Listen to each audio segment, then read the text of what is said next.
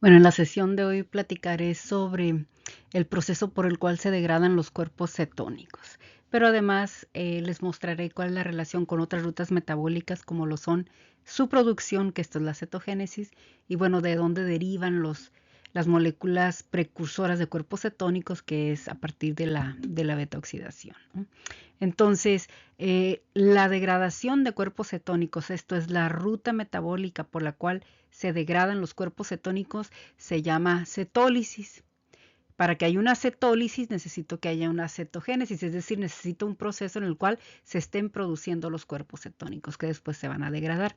Y para que haya una cetogénesis tenemos que tener alguna fuente de moléculas de acetilcoenzima A. Pueden ser varias fuentes. La principal son los ácidos grasos que a través de la beta-oxidación me van a aportar una importante cantidad de moléculas de acetilcoenzima A. Y entonces voy a mostrarles o explicarles aquí brevemente lo que tenemos, ¿no? ¿En dónde ocurre la cetólisis? La cetólisis ocurre en tejidos extrahepáticos, mientras que la cetogénesis ocurre en tejido hepático. Para que haya una conexión entre los tejidos extrahepáticos y el hepático, bueno, requerimos de un eje integrador y este eje integrador lo representa la sangre, ¿no? Entonces, la cetólisis implica la degradación de cuerpos cetónicos, como cuáles, como el beta-hidroxibutirato, como el acetoacetato, y como podemos ver es una ruta relativamente pequeña que requiere de pocas enzimas, ¿no? Y que implica pocas transformaciones. Para que estos cuerpos cetónicos ingresen a los tejidos extrahepáticos y lleguen hasta la mitocondria, esto es, tejidos extrahepáticos como cuáles, como el corazón, como el músculo esquelético, como el cerebro, estos cuerpos cetónicos deben de ingresar a estos tejidos a través de una serie de proteínas que son proteínas transportadoras, que se llaman transportadores de monocarboxilatos, ¿sí? Y entonces una vez que ingresan y que llegan hasta la mitocondria, van a ser transformados pues en moléculas más pequeñas, ¿no? ¿Cuál es el objetivo principal de esto? Pues generar un aporte de energía en estos tejidos extrahepáticos. Recordemos que siempre en la sangre va a haber glucosa, siempre puede estar aumentada una hiperglicemia, puede estar normal una normoglicemia o puede estar por debajo de lo normal una hipoglicemia. Sin embargo, si hay una hiperglicemia o una hipoglicemia, siempre se van a generar mecanismos para su regulación. ¿Por qué? Porque una vez que aseguro la regulación de los niveles de glucosa en la sangre, estoy asegurando la distribución adecuada de esta glucosa a todos los tejidos. Y si bien es importante en todos los tejidos, muy importante va a ser su ingreso al cerebro y su ingreso a los glóbulos rojos, sobre todo los glóbulos rojos, porque los glóbulos rojos dependen totalmente de glucosa. El cerebro casi en un 80% y el 20% de cuerpos cetónicos. Entonces, siempre va a haber una alternativa energética. Vaya, la naturaleza nos diseñó de manera que siempre va a haber una alternativa energética para este órgano, ¿no? Entonces, se producen los cuerpos cetónicos en el hígado y entonces pasan a la circulación. Recordemos que es este eje integrador que me conecta metabólicamente un tejido, una célula con otra, ¿no? A pesar de la distancia que haya entre ellas, ¿no? Entonces, dicho sea de paso, la presencia de cuerpos cetónicos en la sangre, esto es una cetonemia, un aumento importante de estos cuerpos cetónicos, hablamos de una hipercetonemia. Ahora, estos cuerpos cetónicos pues van a ingresar a la sangre. Vale la pena aquí recordar quiénes son los tres cuerpos cetónicos. Son el acetoacetato, el beta-hidroxibutirato y la acetona. La acetona no se metaboliza, no poseemos ningún tipo de enzima que pueda degradarla o que pueda convertirla en otra molécula. Además, por esta estructura que tiene, como ya lo había mencionado en alguna otra presentación, esta estructura hace que la acetona se evapore a la temperatura del cuerpo y se perciba a través del aliento porque escapa a través de la respiración, ¿no? A través de los pulmones. Entonces tenemos el principal cuerpo cetónico que es el beta-hidroxibutirato.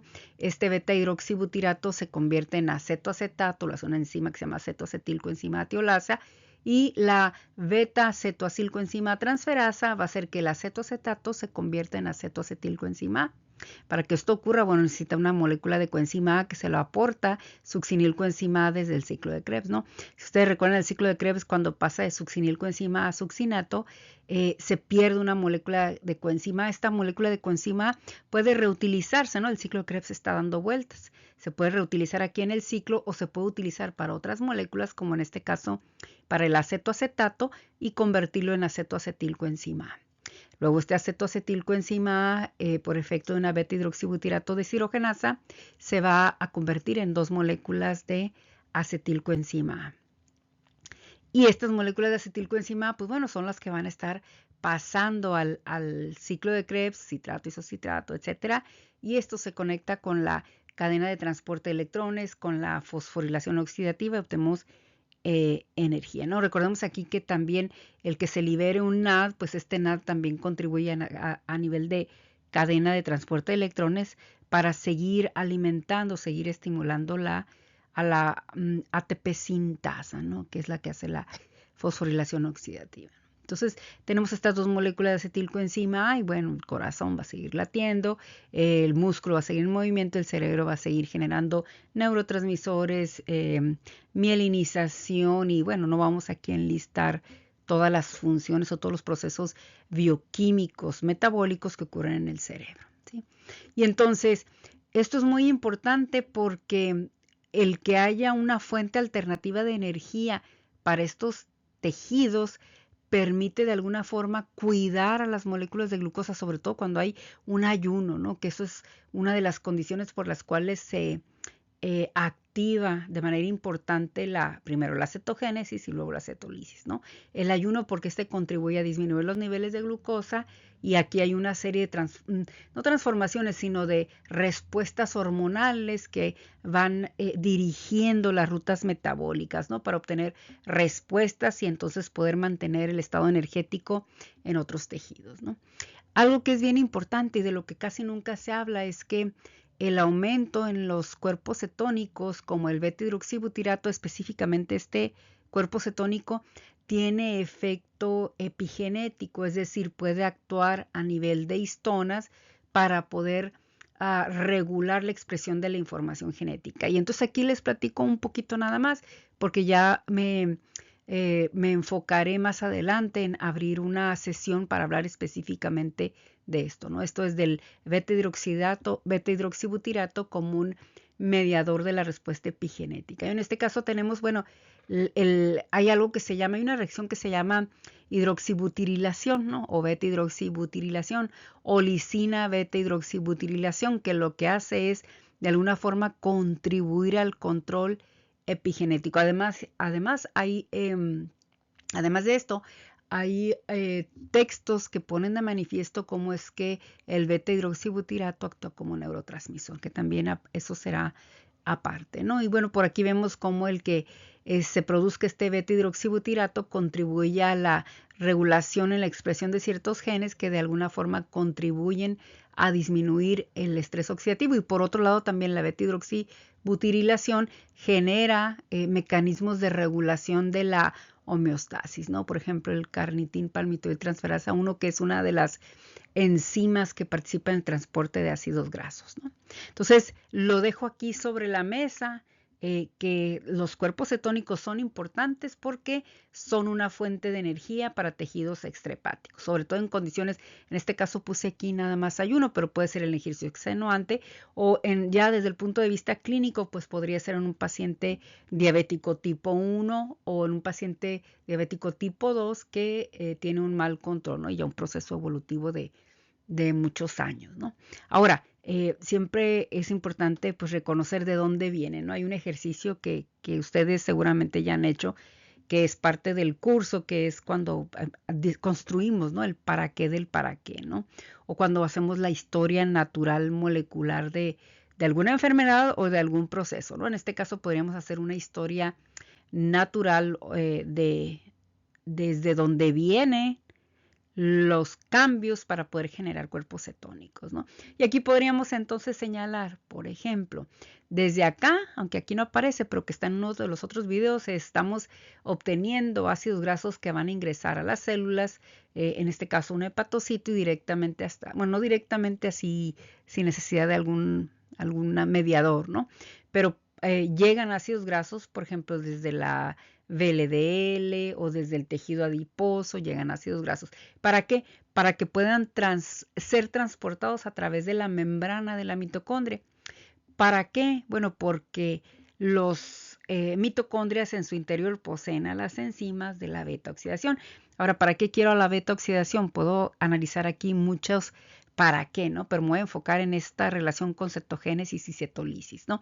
Bueno, pues que si hay una degradación de estos cuerpos cetónicos, obtengo moléculas de acetilcoenzima que puedo incorporar al ciclo de Krebs, pero que en un momento dado, si aumenta su concentración, los puedo utilizar para que sean condensados y mediante una serie de reacciones enzimáticas poder formar moléculas conocidas como cuerpos cetónicos. Ahora, aquí estoy hablando de, bueno, que el ácido graso lo estoy utilizando para que aporte moléculas de acetilcoenzima A.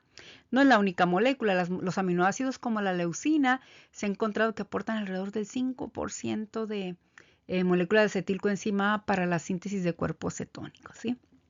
Esto ocurre en el hígado, obtengo al acetoacetato, al beta-hidroxibutirato y a la acetona. La acetona se va a través de la respiración, se percibe como un aliento afrutado y entonces se escapa, ¿no? Y no obtenemos la posibilidad de que se pueda transformar metabólicamente al interior de la célula.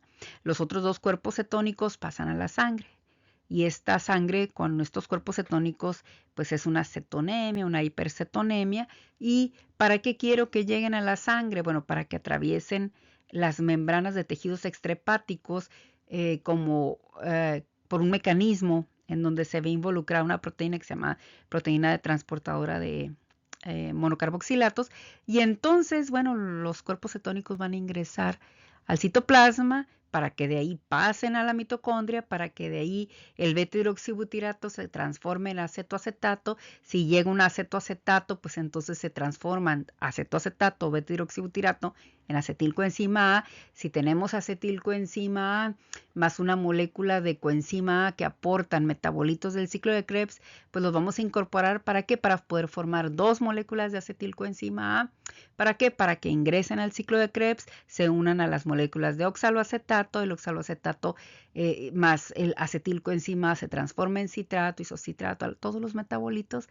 ¿Para qué? Para que el ciclo de Krebs estimule o envíe sus NADS hacia la cadena de transporte de electrones. ¿Para qué? Para que se active o se mantenga activa la fosforilación oxidativa y entonces podamos obtener grandes cantidades o las cantidades suficientes de moléculas de ATP.